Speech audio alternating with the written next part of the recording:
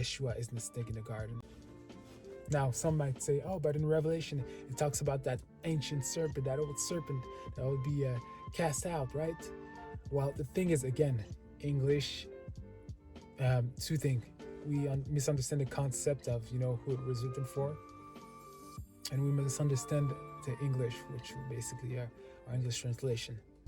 When you go back to the Greek first, it was written, Revelation was written by a vision from God when he was on the island of Patmos, right? In jail. And Patmos, it was, I believe it was somewhere in the Greek world, not the Hebrew world at the time, right? John was already preaching beyond beyond to the Gentiles, right? And so he was arrested. He was later in his life.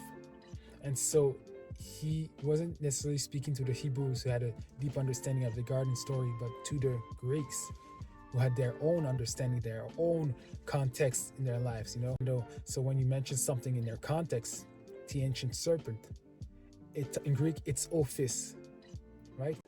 And the idea of a primordial snake, a primordial serpent existed in Greek mythology already. It was a snake that was thought to be even older than the Titans, that will have been that this idea he was a primordial serpent that was at the foundation of creation, that had a role to play in creation of the world. And so you get this idea, and you get Ophion, which in Greek mythology, that's the serpent that I'm talking about, Ophion. And even in Eastern, a lot of Eastern mythology, there are often ideas of this ancient serpent. That's a pattern that you see repeated in many Eastern mythologies. An Eastern serpent that was at the creation of that had a basis in the creation of the world.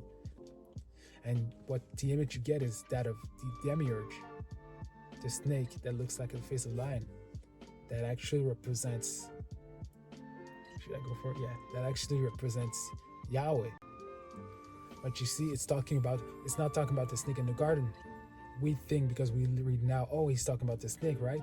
But he was talking to a Greek audience, so he was not talking about that serpent. He was talking about another primordial serpent, the Demiurge, which is in Gnostic mythology is known as the creator of the physical world, right? And so there you have it, kind of this idea that Yeshua was the snake in the garden. He was actually, it's a shift completely of the story. Saturn is a symbology for Yahweh, who's also the Demiurge, who's also Yahweh, the God of the Old Testament. Yeshua is the snake in the garden.